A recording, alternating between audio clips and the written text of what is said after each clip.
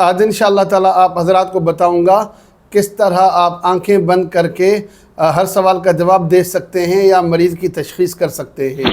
بسم اللہ الرحمن الرحیم۔ السلام علیکم ورحمۃ اللہ وبرکاتہ۔ دوستو، میں ہوں حافظ عمران حیدر۔ آج انشاءاللہ تعالی آپ حضرات کو بتاؤں گا کہ آپ آنکھیں بند کر کے کس طرح ہر سوال کا جواب معلوم کر سکتے ہیں۔ یہ بے شمار دوستوں کی فرمائش آئی یا حکم ہوا کہ قاری صاحب ایسا عمل بتائیں، یا ہم عامل حضرات کو دیکھتے ہیں کہ وہ نام لیتے ہیں اور آنکھیں بند کرتے ہیں اور چند لمحوں کے اندر پورا مسئلہ بیان کر دیتے ہیں۔ تو وہ عمل ہمیں بتائیں، وہ طریقہ کار بتائیں، وہ وظیفہ بتائیں تاکہ ہم بھی اس سے فائدہ اٹھائیں اور خلق خدا کو فائدہ پہنچائیں۔ ہم نے بڑی کتابیں تلاش کی، بڑے لوگوں سے پوچھا، لیکن نہ ہی عمل ہمیں کتابوں میں ملا، نہ ہی ہمیں کسی نے یہ عمل، یہ وظیفہ، یہ طریقہ بتایا۔ آج انشاءاللہ تعالی وہ عمل، وہ وظیفہ، وہ طریقہ، وہ باتیں آج آپ کو بتاؤں گا، تفصیلاً بتاؤں گا، جس کے ذریعے سے آپ ہر سوال کا جواب معلوم کر سکتے ہیں اور مریض کی تشخیص بھی کر سکتے ہیں۔ آپ اس بات کی تسلی رکھیں، یقین کر لیں کہ یہ طریقہ، یہ باتیں، یہ عمل، یہ وظیفہ نہ ہی آپ کو یوٹیوب کی ویڈیوز میں ملیں گے، نہ ہی کسی کتاب میں ملیں گی یہ باتیں، اور انشاءاللہ جن کو یہ باتیں پتہ بھی ہوں گی مر جائیں گے۔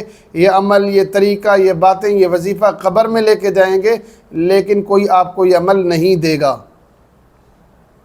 ایک دور تھا روحانیت میں ترقی ملتی تھی، مقام و مرتبہ ملتا تھا۔ اس کی وجہ یہ تھی کہ وہ اللہ والے لوگ تھے، سچے لوگ تھے، مخلص لوگ تھے، اپنے مریدین کو، شاگردوں کو، چاہنے والوں کو نوازتے تھے۔ لیکن آج کل جو لوگ ہیں، عامل حضرات ہیں، تو یہ زیادہ تر اللہ والے لوگ نہیں ہیں، زیادہ تر کاروباری لوگ ہیں۔ یہ کاروبار کرنا چاہتے ہیں، تجارت کرنا چاہتے ہیں، آپ کو لوٹنا چاہتے ہیں۔ یہ آپ کو چند اور چیزیں تو بتائیں گے، لیکن اس طرح کے سیکریٹ اعمال آپ کو ہرگز نہیں بتائیں گے۔ اور جو شخص یہ آپ کو اس طرح کے اعمال بتائے گا، اس کی بھرپور مخالفت کی جائے گی۔ الحمدللہ میں نے پچھلے چند دنوں کے اندر 3-4 ویڈیوز اپلوڈ کی تھی حاضرات کے حوالے سے، ناخن پر حاضرات کا عمل، اور اسی طرح انگوٹھی پر حاضرات کا عمل، اسی طرح آنکھیں بند کر کے حاضرات کا عمل۔ الحمدللہ بہت سے لوگوں نے اس عمل کو پسند کیا، فائدہ اٹھایا اور مجھے خوب دعائیں دی، لیکن وہاں پر چند حاسدین بھی ظاہر ہوئے۔ انہوں نے نامناسب جملے کہے، انہوں نے عجیب عجیب باتیں کہی، تو ان لوگوں کے کمنٹس پڑھ کر مجھے اندازہ ہو گیا کہ ان لوگوں کو روحانیت میں ترقی کیوں نہیں ملتی ہے۔ دیکھو، روحانیت میں ترقی تب ملے گی جب آپ کی تربیت اچھی ہو، آپ مخالف کو بھی معاف کرنا سیکھیں، برداشت کرنا سیکھیں، کسی کے لیے بغض اور حسد اور کینہ نہ رکھیں۔ آپ کے دل میں بغض ہوگا، حسد ہوگا، کینہ ہوگا، اور اس کے بعد چاہو کہ روحانیت میں ترقی ملے، تو کبھی بھی آپ کو روحانیت میں ترقی نہیں ملے گی۔ معذرت کے ساتھ آج کل جو عملیات ہیں یہ روحانیت سے تعلق نہیں رکھتے، آج کل یہ فن ہو گیا ہے، آج کل یہ تجارت ہو گیا ہے۔ جب تک آپ عملیات کو تجارت سمجھیں گے، فن سمجھیں گے، ہنر سمجھیں گے، تو آپ کو تجارت ملے گی، ہنر ملے گا، فن ملے گا، لیکن روحانیت نہیں ملے گی۔ جب آپ اس کو روحانیت سمجھیں گے اور اس کے اصول و ضوابط کا خیال کریں گے، تو آپ کو انشاءاللہ تعالی روحانیت میں ترقی ملے گی۔ روحانیت کا پہلا سبق یہ ہے کہ جس سے آپ عملیات سیکھ رہے ہیں، روحانیت سیکھ رہے ہیں، اس کے بارے میں آپ پہلے تحقیق کر لیں، اس پر اعتماد کریں۔ جب استاد پر آپ کو مکمل اعتماد ہوگا تو آپ کو ترقی ملے گی۔ پہلے آپ استاد بنائیں گے، اس کے بعد آپ کو خیال آئے گا کہ تحقیق کریں، ریسرچ کریں، تو آپ کو کبھی بھی کامیابی نہیں ملے گی۔ استاد پر آپ کو اعتماد کرنا ہوگا۔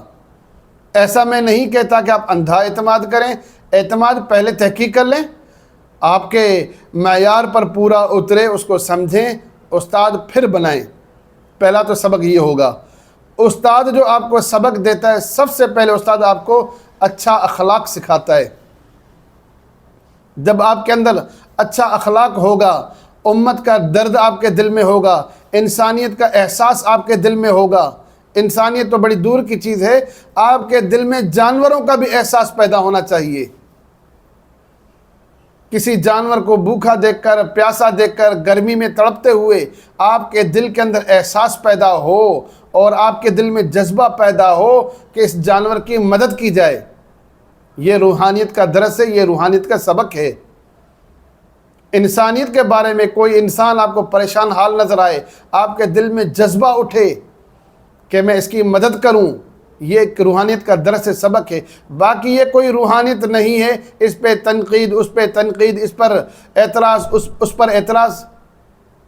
ہم نے جو اپنے اکابرین کو دیکھا ہے، بڑے بڑے مخالفین کو، برے لوگوں کو، گھٹیا لوگوں کو اپنے سے بہتر سمجھتے تھے، خود کو کمتر سمجھتے تھے۔ جب میں یا آپ اپنے آپ کو ایک دوسرے سے بہتر اور بڑھ کر سمجھیں گے، افضل سمجھیں گے، وہی روحانیت میں آخری دن ہوگا۔ کہتے ہیں نا کہ مٹا دو اپنی ہستی کو اگر کچھ مرتبہ چاہو، کہ دانہ خاک میں مل کر گلے گلزار بنتا ہے۔ ہم اپنے آپ کو مٹا دیں گے، بیج کی طرح زمین کے اندر بچھ جائیں گے، پھر پیر جو ہوگا، استاد جو ہوگا، مرشد جو ہوگا اور روحانیت کا پانی ڈالے گا تو خوشبودار پھول نہ نکلیں تو پھر میرا گریبان پکڑیں۔ باقی تنقید کرنے سے، اعتراض کرنے سے تو کچھ بھی نہیں ہوتا۔ وہ تنقید والوں کو صرف تنقید ہی ملتی ہے، چند الفاظ اور لفاظی ہوتی ہے، واہ تو تھوڑی دیر کے لیے حاصل کر لیتے ہیں، روحانیت میں وہ ترقی نہیں پاتے۔ میں آپ کے سامنے کبھی کبھی لمبی بات کرتا ہوں، لمبی بات کرنے کا مقصد یہ ہوتا ہے کہ جو اصل بات میں سمجھانا چاہتا ہوں وہ بات آپ کے دل دماغ میں بیٹھے۔ عموماً میری ویڈیوز مختصر ہوتی ہیں، لیکن کسی دن ویڈیو طویل ہو تو میں اپنے چاہنے والوں کے لیے بناتا ہوں، میں ان کے لیے لمبی ویڈیو بناتا ہوں جو مجھے سننا چاہتے ہیں، آدھا گھنٹہ سننا چاہتے ہیں۔ میں کوشش یہ کرتا ہوں کہ ویڈیوز مختصر ہوں، لیکن کبھی کبھی زیادہ بولنا پڑتا ہے۔ جو سننا نہیں چاہتے وہ چلے جائیں۔ تو آج آپ سے انشاءاللہ تعالی زیادہ باتیں کرنی ہیں۔ پہلے ایک وظیفہ بتاؤں گا، اس کے بعد چند باتیں اور کروں گا۔ وہ اسی سلسلے میں باتیں ہیں کہ روحانیت میں آپ ترقی کیسے حاصل کریں اور اس منزل تک آپ کیسے پہنچیں کہ آنکھ بند کریں اور آپ کے سامنے تمام حالات ظاہر ہوں۔ عمل آپ کے سامنے بیان کرتا ہوں، پہلے عمل کا طریقہ بیان کرتا ہوں۔ عمل کا طریقہ یہ ہے کہ ایک بار آپ درود شریف پڑھیں، 3 بار پڑھیں ایاک نعبد و ایاک نستعین، 3 بار پڑھیں سبحان اللہ و بحمدہ سبحان اللہ العظیم۔ ایک بار درود شریف، نماز والا درود شریف پڑھیں، 3 بار ایاک نعبد و ایاک نستعین، 3 بار سبحان اللہ و بحمدہ سبحان اللہ العظیم۔ یہ پڑھنے کے بعد آنکھیں بند کریں اور اپنی دل پر توجہ کریں اور سوال ذہن میں رکھیں، اللہ تعالیٰ سے دعا کرتے رہیں کہ باری تعالیٰ میں غیب کی باتیں نہیں جانتا، آپ غیب کی باتیں جانتے ہیں، اب مجھ پر کرم فرمائیں، فضل فرمائیں، مہربانی فرمائیں، احسان فرمائیں، یہ فلا معاملہ مجھ پر منکشف فرمائیں، ظاہر فرمائیں۔ انشاءاللہ اس عمل کی برکت سے حالات آپ کے دل پر القا ہوں گے، عمل جاری رکھیں گے، ایک دن ایسا بھی آئے گا ٹی وی اسکرین کی طرح آپ کو آنکھوں میں سب کچھ نظر آئے گا۔ کسی کے بارے میں، بیماری کے بارے میں معلوم کرنا ہو، کسی کی گمشدگی کے بارے میں پوچھنا ہو، کسی بھی قسم کا جائز سوال آپ کے ذہن میں ہوگا، اس عمل کو کریں گے انشاءاللہ تعالی آپ کو جواب ملے گا، یقین شرط ہے۔ جس نے یقین نہیں کیا اس نے کبھی کچھ نہیں پایا۔ اس عمل کی زکوٰۃ کیا ہے؟ اس عمل کی زکوٰۃ بیان کرتا ہوں۔ اس عمل کی زکوٰۃ یہ ہے کہ 9 چندی جمعرات سے عمل شروع کریں یا کہ 9 چندی پیر سے شروع کریں، نماز عشاء کے بعد عمل کریں، تنہائی میں کریں، وقت کی پابندی کریں، جگہ کی پابندی کریں، باوضو حالت میں کریں، قبلہ رخ ہو کر عمل کریں، خوشبو کے استعمال کیا کریں، بدبو سے گریز کیا کریں۔ یہ چند شرائط ہیں، چند پابندیاں ہیں، ان پابندیوں کو رکھتے ہوئے آپ عمل کریں گے۔ عمل یہ ہے کہ اللہ تعالیٰ کے 2 اسما، یا علیم یا خبیر، یا علیم یا خبیر، یا علیم یا خبیر، اللہ تعالیٰ کے ان 2 اسما کو 3125 بار روزانہ پڑھنا ہے۔ 40 دنوں تک اس عمل کو بلا ناغہ کریں، اول آخر 11 بار درود شریف، 3125 بار اس طرح پڑھیں گے یا علیم یا خبیر یہ ایک بار ہو گیا، یا علیم یا خبیر یہ 2 بار ہو گیا، یا علیم یا خبیر یہ 3 بار ہو گیا۔ اس ترتیب کے ساتھ پڑھیں گے، شروع میں بھی 11 بار درود شریف، آخر میں بھی 11 بار درود شریف۔ بلا ناغہ یہ عمل 40 دن کریں گے۔ 40 دنوں کے بعد ہمیشہ کم سے کم 100 بار آپ پڑھیں گے سبحان اللہ و بحمدہ سبحان اللہ العظیم، اور 100 بار پڑھیں گے یا علیم یا خبیر یا علیم یا خبیر، اول آخر 3 بار درود شریف۔ یہ زندگی بھر عمل کرتے رہنا ہے۔ اس عمل کی برکت سے آپ پر کشف ہوگا انشاءاللہ، تمام چھپے ہوئے حالات اللہ تعالیٰ آپ کے سامنے ظاہر فرمائیں گے۔ بہت آزمودہ عمل ہے، آسان عمل ہے۔ اس عمل میں الحمدللہ یوں لگا لیں کہ 100% کامیابی مل جاتی ہے۔ کبھی کبھی آپ کو جواب سمجھنے میں دقت اور دیر ہو جاتی ہے، اب جب آپ عمل کریں گے تو آہستہ آہستہ انشاءاللہ تعالیٰ آپ کے سامنے جوابات بھی آئیں گے اور سمجھنے کی صلاحیت بھی آپ کے اندر پیدا ہوگی۔ یہاں 1-2 اور سوالات ہیں کہ بہت سے لوگ پوچھیں گے کہ ہم اس طرح کر سکتے ہیں کہ 3125 بار یا علیم یا علیم یا علیم پڑھیں، اس کے بعد 3125 بار پڑھیں یا خبیر، اس طرح کر سکتے ہیں؟ تو اس طرح آپ نہ کریں، اس کا صحیح طریقہ یہ ہے ایک بار پڑھیں گے یا علیم یا خبیر یا علیم یا خبیر یا علیم یا خبیر، اس ترتیب کے ساتھ آپ کو پڑھنا ہے۔ ایک اور بات، کیا یہ خواتین خاص ایام میں یہ عمل کر سکتی ہیں؟ تو اس کا جواب یہ ہے کہ جی ہاں، خاص ایام میں یہ عمل کر سکتی ہیں۔ جن وظائف میں، جن عملیات میں، جن اعمال میں قرآن مجید کی آیات پڑھی جاتی ہوں تو خواتین ان خاص ایام میں وہ آیات والا عمل نہیں پڑھ سکتی ہیں، کوئی آیت نہیں پڑھ سکتی، تلاوت نہیں کر سکتی، منع ہے۔ لیکن اللہ تعالیٰ کے اسماء اور درود شریف خاص ایام میں خواتین پڑھ سکتی ہیں، پڑھنا چاہیں پڑھ سکتی ہیں، ناغہ کرنا چاہیں تب بھی ناغہ کر سکتی ہیں، اور ان کا ناغہ شمار نہیں ہوگا۔ تو یہ دونوں اعمال آپ کو بتا دیے ہیں کہ آپ اس طریقے سے عمل کر کے ہر سوال کا جواب معلوم کر سکتے ہیں، اور عمل کی زکوٰۃ بھی بیان کر دی ہے۔ اب اصل بات پر آتا ہوں کہ عامل حضرات کس طرح تشخیص کرتے ہیں اور ہر سوال کا جواب معلوم کر لیتے ہیں، اس کا مکمل طریقہ کیا ہے؟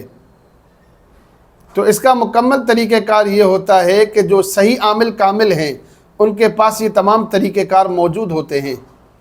پہلا طریقہ، وہ کشف کے معاملات میں جاتے ہیں، جیسے میں نے آپ کو کشف کے اعمال بتائے۔ دوسرا طریقہ، حاضرات کرتے ہیں۔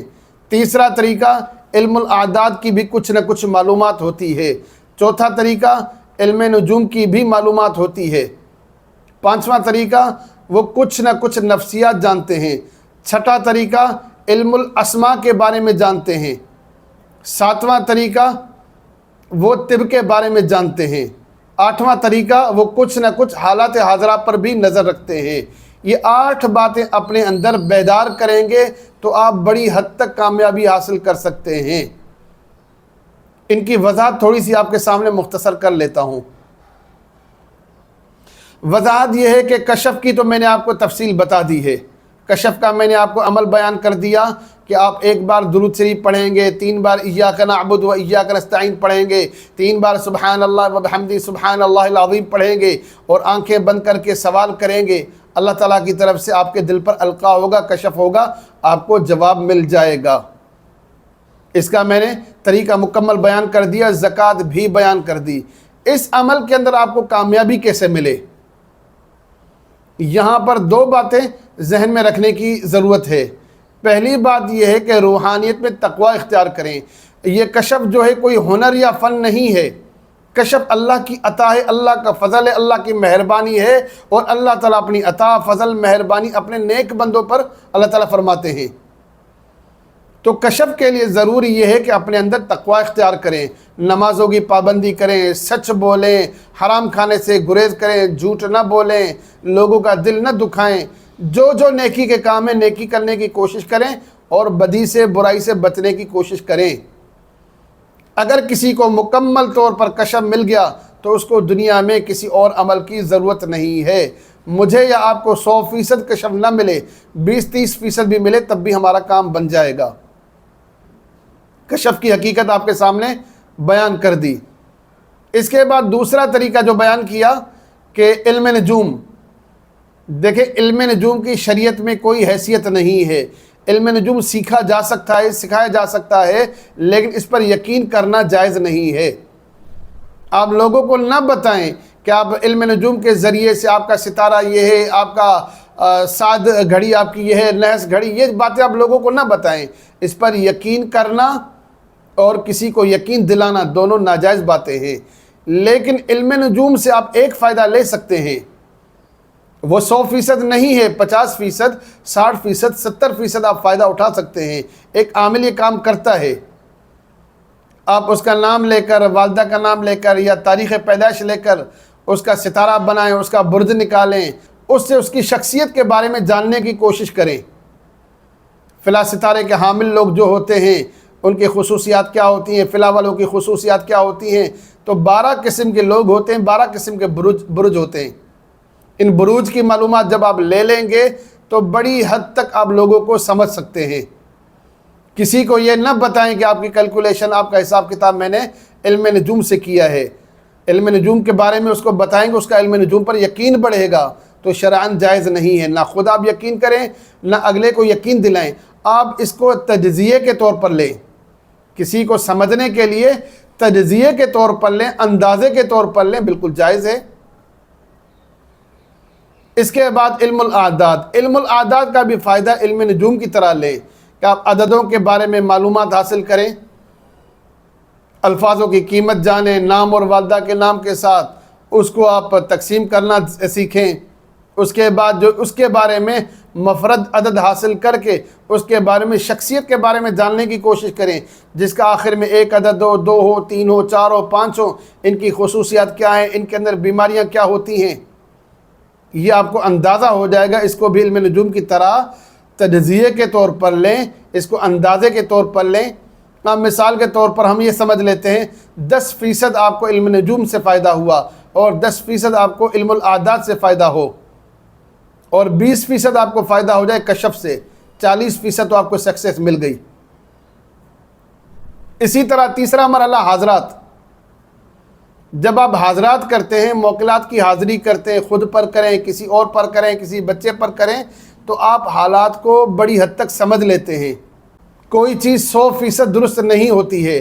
حاضرات کے اندر موکلات آتے ہیں، وہ غیب تو نہیں جانتے، ان سے بھی غلطی ہوتی ہے، غلطی بھی ہوتی ہے، اور حاضرات میں آنے والے جنات بھی بعض اوقات جھوٹ بولتے ہیں۔ آج کسی بھائی نے سوال کیا تھا کہ کیا حاضرات جھوٹ بولتی ہے یا نہیں بولتی، تو اس کا سیدھا سیدھا جواب یہ ہے کہ عامل اگر خود جھوٹا ہو، جھوٹ بولتا ہو، تو اس کے پاس جو حاضرات آتی ہے وہ حاضرات جھوٹ بولتی ہے۔ عامل اگر متقی ہو، اہل تقوی ہو، اللہ کا نیک بندہ ہو، تو الحمدللہ اس کے ساتھ حاضرات جھوٹ نہیں بولتی۔ اگر جھوٹ بولے بھی تو اللہ تعالیٰ آپ کو اتنی قابلیت دیتا ہے، جب آپ پر کشف جاری ہوگا اور یہ علم نجوم اور علم الاعداد اس طرح کی باتیں جو کی ہیں، ان ساری باتوں کو سامنے رکھ کر آپ خود فیصلہ کر سکتے ہیں کہ حاضرات جھوٹ بول رہی ہے کہ سچ بول رہی ہے۔ حاضرات کی بھی آپ کے پاس مکمل معلومات ہونی چاہیے۔ مکمل معلومات کیا ہے؟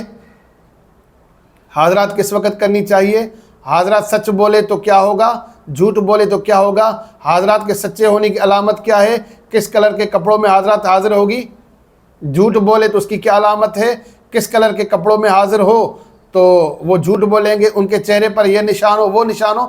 بہت سی تفصیلات جو حاضرات کے اعمال میں بیان کرتا رہا ہوں، اس کو ذہن میں رکھیں، اس پر تجربہ بھی کرتے رہیں۔ اگلی بات میں نے کہی تھی نفسیات کے بارے میں معلومات لینا۔ آپ لوگوں کی نفسیات کو جانیں۔ جب نفسیات کو آپ کو پتہ ہوگا کہ اگلا شخص آپ کے پاس آ رہا ہے، اس کے ذہن میں کیا سوال ہوگا، آپ اس کے بیان کرنے سے پہلے ہی سوال کا جواب دے دیں گے۔ آپ پہلے سے ہی بتا سکتے ہیں کہ یہ شخص آپ کے پاس کسی لیے آیا ہے، کیوں آیا ہے۔ ادھر بھی آپ کو فائدہ ہوگا، کچھ کشف کے ذریعے سے فائدہ ہوگا، کچھ دیگر علوم کے ذریعے سے۔ اس کو میں آپ کو سمجھاتا ہوں ایک مثال کے ذریعے سے۔ آج کا یہ ماڈرن دور ہے، کالج میں، یونیورسٹی میں جو بچے پڑھتے ہیں زیادہ تر روحانیت پر یقین نہیں رکھتے۔ ایک لڑکا آپ کے پاس آتا ہے، اس کی عمر ہے 20 سال، 18 سال، 19 سال۔ آپ نے دیکھا وہ پڑھا لکھا ہے، کرشٹ کے اندر آیا ہے، اس کی تعلیم آپ کو پتہ چل رہی ہے کہ پڑھا لکھا ہے، قابل ہے، آپ کے پاس کیوں آیا ہے؟ یہ ہے سوال۔ نوجوان کالج میں پڑھنے والا، یونیورسٹی میں پڑھنے والا، اس کے بالوں کے ذریعے سے، اس کی داڑھی کے ذریعے سے، اس کے لباس کے ذریعے سے، اس کی گھڑی اور موبائل اور شوز کے ذریعے سے، اس کے میک اپ کٹ شٹ ہونے کی وجہ سے آپ کو پتہ چل جانا چاہیے یہ کیوں آیا؟ روحانیت کا طالب علم تو نہیں ہے۔ ادھر میں آپ کو بتا سکتا ہوں، میرے پاس ایسا کوئی لڑکا آئے تو میں بتا سکتا ہوں یہ کیوں آیا۔ زیادہ تر یہ ہوگا کہ 90% اس طرح کے بچے آپ کے پاس آئیں گے، کہیں نہ کہیں ان کے دل میں یہ ہوتا ہے کہ وہ کسی لڑکی سے پیار کرتے ہیں، وہ عشق کا بھوت ان پر سوار ہوتا ہے۔ اب یہ چیز آپ کو کیسے پتہ چلی؟ صرف نفسیات سے پتہ چلی، اور یہ حالات حاضرہ پر جو میں نے آپ کو کہا نظر ڈالیں تو حالات حاضرہ سے پتہ چلا۔ حالات حاضرہ کے اندر ہم یہ دیکھتے ہیں نا کہ چھوٹے بچے جو اسکول میں، کالج میں، یونیورسٹی میں پڑھتے ہیں، 18 سال 19 سال ان کی عمر ہے، وہ کسی عامل کے پاس کیوں جائیں گے؟ ان کو روحانیت کے بارے میں پتہ نہیں ہے، ان کو وضو کرنے تک نہیں آتا، غسل نہیں آتا، ان کو کلمہ تک ٹھیک نہیں آتا، وہ آپ کے پاس کیوں آئیں گے؟ وہ آپ کے پاس محبت کے چکر میں آتے ہیں۔ آپ کو پتہ چل جائے گا کہ یہ لڑکا آیا ہے جب آپ اس کو پہلے سے بتاؤ گے بیٹا آپ کا معاملہ مجھے معلوم ہے، آپ کسی سے محبت کرتے ہو، پھر دیکھنا اس کے چہرے کے تاثرات کیا ہوتے ہیں۔ اسی طرح طب کی بات، حکمت، میڈیکل، آپ کے پاس تھوڑی بہت معلومات اس کی ہو، مثال کے طور پر معدے کے بارے میں آپ کو معلوم ہو کہ معدے کی بیماری کیا ہوتی ہے، دل کی بیماری کیا ہوتی ہے، جگر کے امراض کیا ہوتے ہیں، شوگر کی علامات کیا ہیں، اس کے بارے میں کچھ نہ کچھ آپ کو جان پہچان ہو۔ اس کے دو طرح کے فائدے ہیں۔ ایک تو فائدہ آپ کو یہ ہوتا ہے کہ کوئی آپ کے سامنے مریض آ جائے، آپ کو پتہ چل جاتا ہے کہ اس کے ساتھ روحانی مسئلہ نہیں ہے، جسمانی مسئلہ ہے، تو فوراً ایسے مریض سے آپ ہاتھ نکالیں گے، کہیں گے بھائی ڈاکٹر کے پاس جاؤ، ایمرجنسی کیس ہے، اس کی جان بچے گی، وہ محفوظ رہے گا۔ اگر آپ کو طب کے بارے میں پتہ نہ ہو اور ایک مریض آپ کے سامنے بے ہوش ہو، وہ شوگر کی وجہ سے ہو اور وہ بی پی لو ہونے کی وجہ سے کوئی اور مسئلہ ہو، اس پر آپ کیا کریں؟ دم کرتے رہیں، دھونیاں دیتے رہیں، آپ اس پہ جنات کی حاضری کے عمل پڑھتے رہیں، پھر کیا ہوگا؟ بندے کا دی اینڈ ہی ہونا ہے۔ پھر یہ آپ کو طب سے فائدہ ہوگا، آپ کو پتہ ہو کہ مریض کو دیکھ کر آپ اس کی بیماری سمجھ جائیں کہ اس کے ساتھ روحانی مسئلہ ہے کہ جسمانی مسئلہ ہے۔ بہت سی بیماریاں چہرے سے پتہ چل جاتی ہیں۔ مثال کے طور پر سمجھانے کے لیے کہہ رہا ہوں، میری بات ضروری نہیں ہے کہ ٹھیک ہو، اس پر آپ ریسرچ خود کریں، میں ان باتوں کی ذمہ داری نہیں لے رہا۔ جو فارمولہ آپ کو بتا رہا ہوں وہ الحمدللہ 100% ٹھیک ہے، زندگی بھر کا تجربہ ہے۔ بیماریوں کے علامات کے طور پر، مثال کے طور پر، ایک آدمی آپ کے پاس آتا ہے یا کوئی خاتون آتی ہے، وہ آپ کو کہتے ہیں کہ میرا ہر وقت جسم گرم رہتا ہے۔ اب عامل حضرات کیا کہتے ہیں کہ جسم کا ہر وقت گرم ہونا یہ جنات کے اثر کی وجہ سے ہے۔ اپنی حد تک یہ بات بھی ٹھیک ہے، جنات کے اثر کی وجہ سے ہر وقت بخار کی طرح فیل ہوگا، لیکن کچھ علامات بیماریوں کی آپ کے ذہن میں ہونی چاہیے۔ اگر جگر میں گڑبڑ ہو، لیور میں کوئی مسئلہ ہو تو اس کی وجہ سے بھی جسم آپ کا گرم رہتا ہے۔ اب آپ کو کیسے پتہ چلے گا کہ اس کا جسم جو ہے لیور کی وجہ سے گرم ہے یا جنات کے اثر کی وجہ سے گرم ہے؟ یہاں پر آپ کو روحانیت سے بھی فائدہ ہوگا اور طب سے بھی فائدہ ہوگا۔ روحانیت سے آپ اس کی آنکھوں میں دیکھیں گے، آپ کو فیل ہو جائے گا، آپ کشف سے بھی محسوس کر لیں گے، علم نجوم سے اور علم الاعداد سے آپ اندازہ کر لیں گے، ساتھ میں تشخیص کے اور اعمال بھی ہوں گے، آپ اندازہ کر لیں گے۔ لیکن اس کے چہرے پر کوئی تبدیلی ہوگی، کوئی اس کے چہرے پر ورم ہو، سجن ہو، تو یہ اس بات کی دلیل علامت ہے کہ چہرے پر جو سجن آئی ہے، ورم آیا ہے، یا تو گردے کی وجہ سے ہوتا ہے یا کہ جگر لیور کی وجہ سے ہوتا ہے۔ آپ نے مریض دیکھا، اس کے چہرے کے اوپر ورم ہے اور وہ کہتا ہے کہ مجھ سے کھانا نہیں کھایا جاتا، مجھے اکائیاں آتی ہیں، میرا جسم گرم رہتا ہے، مجھے پیشاب میں پیلا پن رہتا ہے، اس طرح کی وہ باتیں کرتا ہے، تو آپ کیا کریں گے؟ دم بھی کریں گے، دعا بھی کریں گے اور کہیں گے سب سے پہلے آپ ڈاکٹر کو دکھاؤ۔ وہ آپ پر زور ڈالے گا، آپ میرے ساتھ کیا مسئلہ ہے؟ تو آپ اندازہ کر سکتے ہیں اس کی علامات سے، بیٹا مجھے اشارہ ملتا ہے یا مجھے سگنل ملتے ہیں، مجھے سمجھ میں آ رہا ہے کہ آپ کے ساتھ کوئی کڈنی کا مسئلہ ہے یا لیور کا مسئلہ ہے۔ جب وہ ڈاکٹر کے پاس جائے گا، وہی بیماری جو آپ نے اس کو بتائی تھی پتہ چل جائے، تو اس کے بعد اس کی تاثرات کیا ہوں گے آپ کے متعلق آپ اندازہ کر سکتے ہیں۔ اور آخری بات، علم الاسماء، ناموں کا علم کیا ہوتا ہے۔ میں کتابی باتیں آپ کے سامنے نہیں کروں گا۔ کتابی باتیں یہ ہیں کہ علم الحرف ہے، کسی کے نام کا پہلا لفظ الف ہو، با ہو، تا ہو، ثا ہو، جیم ہو، اس کے خواص کیا ہوتے ہیں، اس کی علامات کیا ہوتی ہیں، اور اس کا عنصر کیا ہوتا ہے، خاکی ہے، بادی، آتشی ہے۔ یہ کتابی باتیں تھی، یہ دور چلا گیا۔ میں آسان لفظوں کے اندر آپ کو بات بتاتا ہوں۔ مثال کے طور پر ایک مثال دیتا ہوں کہ ایک آدمی یا ایک عورت، اس کے بارے میں آپ جاننا چاہیں کہ یہ پڑھا لکھا ہے کہ پڑھا لکھا نہیں ہے۔ 100% تو نہیں ہوتا، 80%، 70%، 90% آپ کو پتہ چل جائے گا۔ کیسے پتہ چلے گا؟ ایک خاتون آپ کے پاس کال کرے، آپ کے سامنے آئے، آپ کو پتہ نہیں ہے، نام بتائے زبیدہ بی بی۔ کوئی زبیدہ بی بی مجھے سن رہی ہو تو میں معذرت چاہتا ہوں، تو یہ سمجھانے کے لیے بات کہہ رہا ہوں۔ اب آپ بات دیکھیں گے، نام دیکھیں گے، زبیدہ نام جو خواتین کا زیادہ تر آپ کو دیہاتی لوگوں میں ملے گا۔ بہت کم ہوگا کہ کوئی اسکول کی ٹیچر ہو زبیدہ بی بی ہو، بہت کم ہوگا کہ کوئی ڈاکٹر ہو وہ زبیدہ بی بی ہو، آپ کو بہت کم ملے گا کوئی وکیل ہو وہ زبیدہ بی بی ہو۔ دیہاتی لوگ جو نام رکھتے ہیں، زبیدہ بی بی، کلثوم، اور اسی طرح زلیخا، سمیرہ، رانی، اس طرح کے نام آپ کو دیہاتوں میں ملیں گے۔ اور دیہاتوں میں آپ کو پتہ ہے کہ تعلیم کا ریشو کتنا ہے، 90%، 80% وہاں تعلیم نہیں ہوتی۔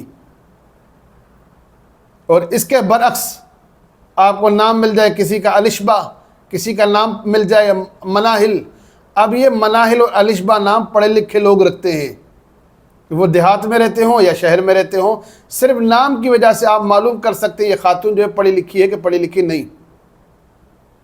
اسی طرح آدمیوں کے نام کی طرف آ جائیں، جیسے اللہ بخش، مولا بخش، اللہ دتا، اللہ رکھا، پیر بخش، اس طرح کے نام جو ہے ہمارے دیہاتی زیادہ رکھتے ہیں۔ میں یہ نہیں کہہ رہا کہ نام غلط ہیں، کوئی یہ نہ سمجھیں، میں ناموں کی مخالفت نہیں کر رہا، میں علم الاسماء آپ کو بتا رہا ہوں، لوگوں کی نفسیات بتا رہا ہوں۔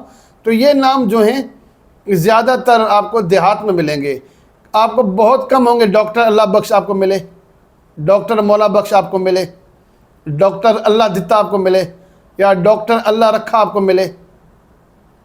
اس طرح کے لوگ آپ کو نہیں ملیں گے۔ آپ کو ڈاکٹروں کے نام ملیں گے، اچھے اچھے نام ملیں گے، یہ بھی نام اچھے ہیں الحمدللہ، لیکن ڈاکٹر آپ کو زیادہ تر ماڈرن ناموں والے ملیں گے۔ یہاں سے آپ نے اندازہ کر لیا یہ پڑھے لکھے ہیں کہ نہیں ہیں۔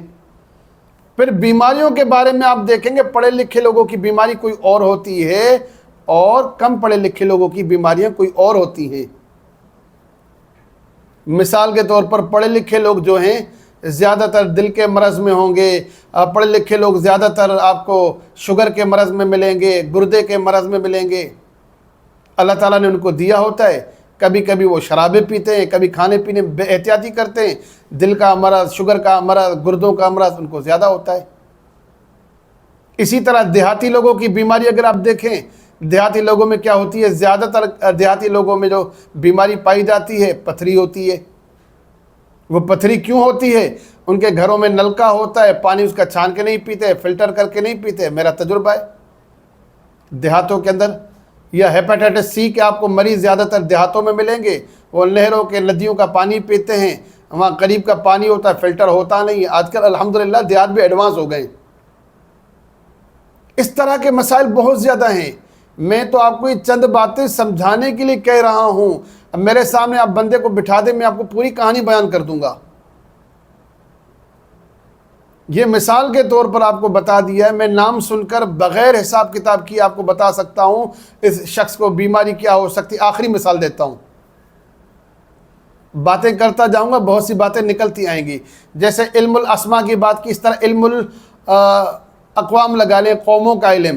اسی طرح کلروں کا علم. قوموں کا علم یہ ہے کہ مثال کے طور پر پٹھان برادری ہے. اب کسی پٹھان کا جب نام آپ کے ذہن میں آئے گا، تصور آئے گا، تو فوراً آپ کے ذہن میں 2-3 باتیں آئیں گی. پہلی بات آپ کے ذہن میں یہ آئے گی کہ پٹھان جو ہے نمازی ہوتے ہیں، الحمدللہ زیادہ تر دیندار ہوتے ہیں.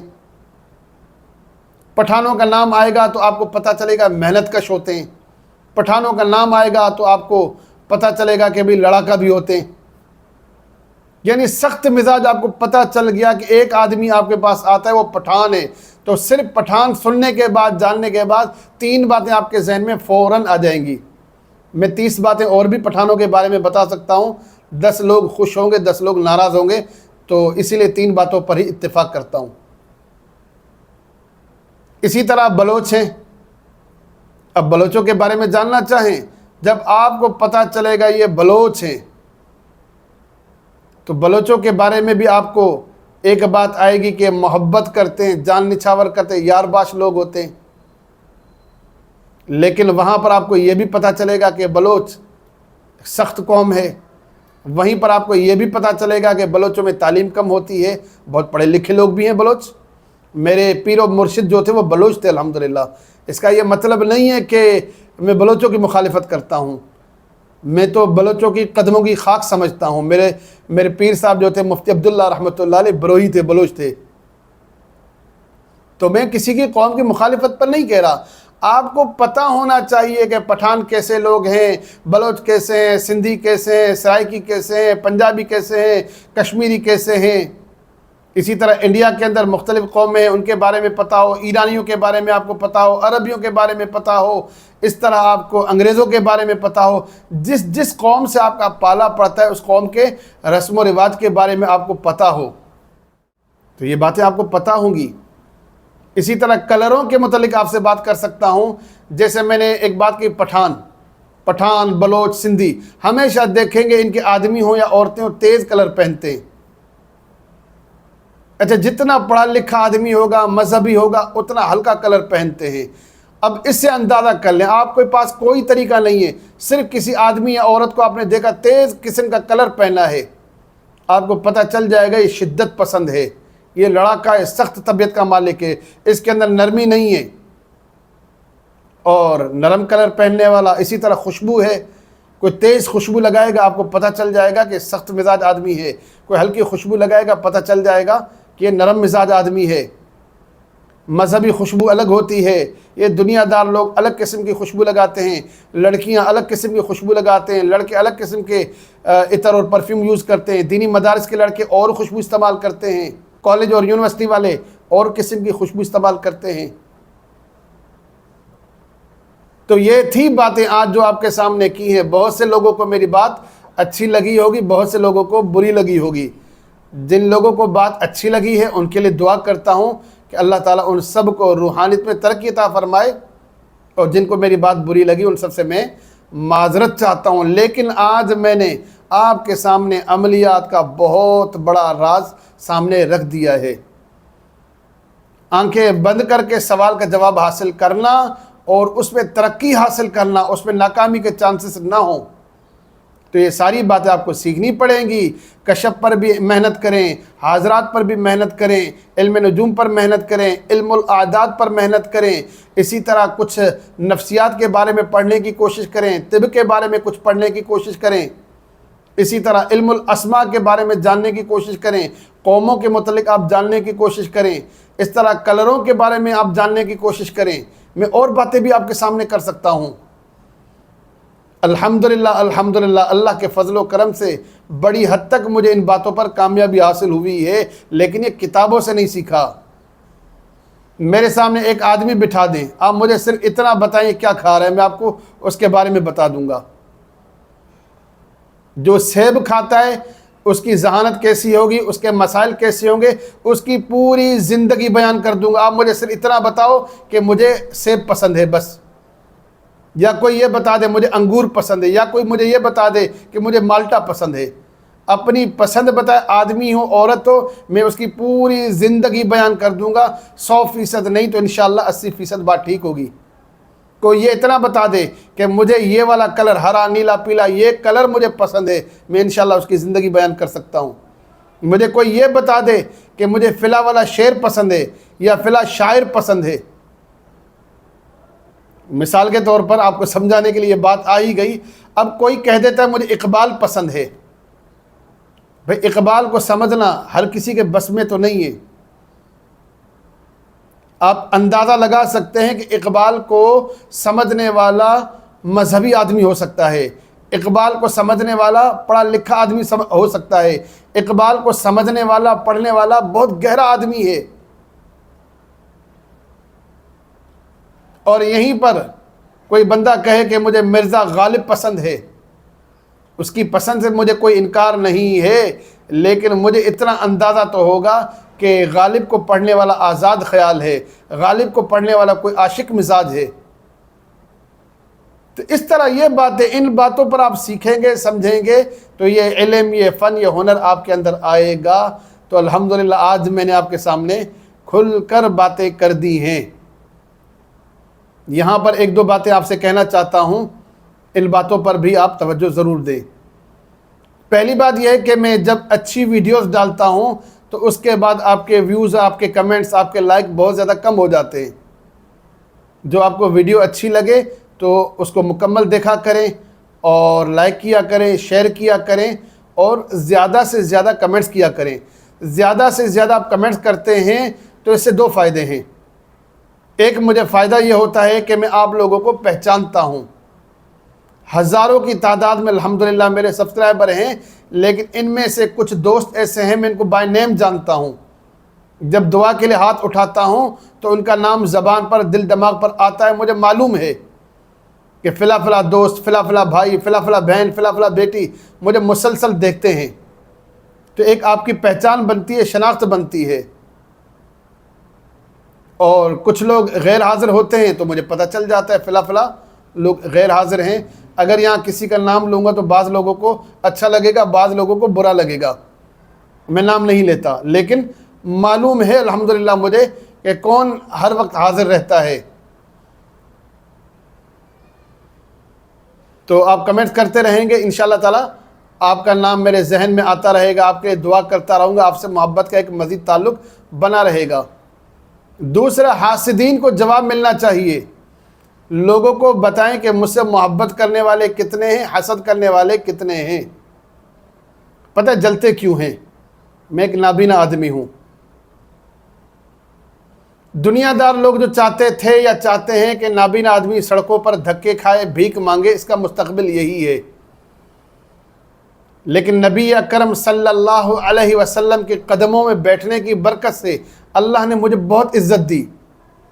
میں کمتر نابینا شخص جو اپنے وجود کو، اپنے ہاتھوں کو بھی نہیں دیکھ سکتا، آپ کو نہیں دیکھ سکتا، مجھے یہ بھی نہیں ہے معلوم کہ میں سیدھا بیٹھا ہوں، گردن میری سیدھی ہے، ٹیڑھی ہے، میں کیمرے کی طرف دیکھ پا رہا ہوں، نہیں دیکھ پا رہا ہوں، آپ کے ساتھ بات ٹھیک طرح سے کر پا رہا ہوں، نہیں کر پا رہا، میری مادری زبان اردو نہیں ہے، میں زبان ٹھیک طرح سے بول رہا ہوں، نہیں بول رہا، الفاظوں کی ادائیگی صحیح ہے نہیں ہے، نہ میرے لفظوں کی ترتیب ہے، نہ الفاظوں کا کوئی تقدس میرے ذہن میں ترتیب کے ساتھ چل رہا ہے، جو ذہن میں آیا میں بولتا گیا، اگڑم شگڑم سب کچھ بولتا گیا، لیکن آپ پھر بھی محبت کرتے ہیں، آپ مجھے دیکھتے ہیں، دعائیں دیتے ہیں۔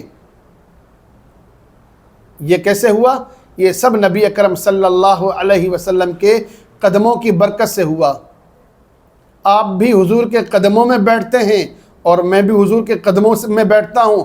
اللہ سے دعا کرتا ہوں اللہ مجھے آپ کو دونوں جہانوں میں حضور کے قدموں میں بٹھا کر رکھے اور قیامت کے دن ہمیں حضور کے قدموں سے ہی اٹھائے، یہ قدم نہ چھوٹے، یہ در نہ چھوٹے۔ لیکن یہ سعادت، یہ مقام و مرتبہ بہت سے لوگوں سے ہضم نہیں ہوتا۔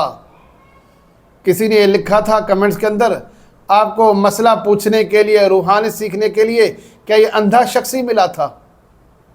مسئلہ دیکھیں بھائی، اندھے اور نہ اندھے کا مسئلہ نہیں ہے، مسئلہ قابلیت کا ہے۔ آؤ نا میرے ساتھ بات کرو نا، دلیل دو نا بھائی۔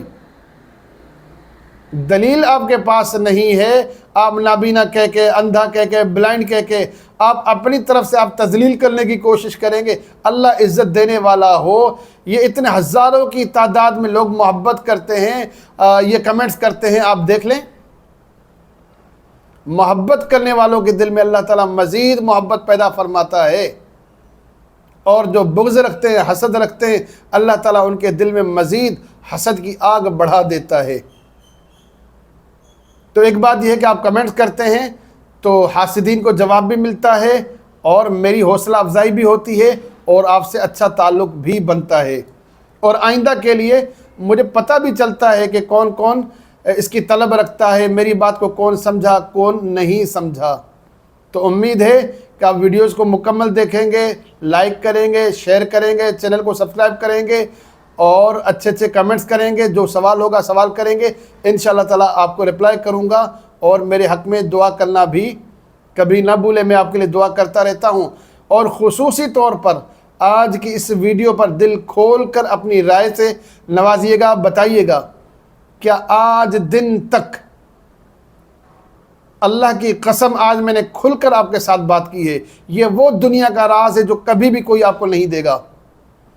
میں نے آپ کے ساتھ کھل کر یہ سخاوت کی ہے، تو کھل کر اپنے خیالات کا اظہار کریں، بتائیں کہ آج کی باتوں میں میری کون سی بات ٹھیک تھی، کون سی غلط تھی، کتنے فیصد آپ تائید کرتے ہیں، کتنے فیصد تائید نہیں کرتے۔ میں نے اپنی طرف سے مخلصی کے ساتھ بات کی، اپنے تجربے کی بات کی ہے، ہو سکتا ہے میری باتیں غلط ہوں، آپ کا کیا تجربہ کہتا ہے، آپ نے کیا پایا؟ اور جن جن دوستوں کو میری بات بری لگی ہو ان سے ایک بار پھر معذرت چاہتا ہوں۔ جب انسان زیادہ بولتا ہے تو کوئی نہ کوئی بری بات کر لیتا ہے۔ جتنی اچھی باتیں کی ہیں وہ سب اللہ کی طرف سے ہیں، اور جتنی بری باتیں کی ہیں وہ سمجھیں کہ میری طرف سے ہیں۔ وہ شیطان کا وسوسہ ہو سکتا ہے، اس کو شیطان کا وسوسہ سمجھ کر درگزر کیجیے گا، اس پر میں اللہ سے معافی مانگتا ہوں، اور اللہ تعالیٰ سے دعا کرتا ہوں کہ جتنی اچھی باتیں کی اللہ تعالیٰ ان سے مجھے بھی فائدہ عطا فرمائے، آپ کو بھی فائدہ عطا فرمائے۔ اللہ تعالیٰ مجھے اور آپ کو روحانیت میں وہ مقام و مرتبہ عطا فرمائے جس کے بعد کوئی زوال نہ ہو۔ آمین۔ السلام علیکم ورحمۃ اللہ وبرکاتہ۔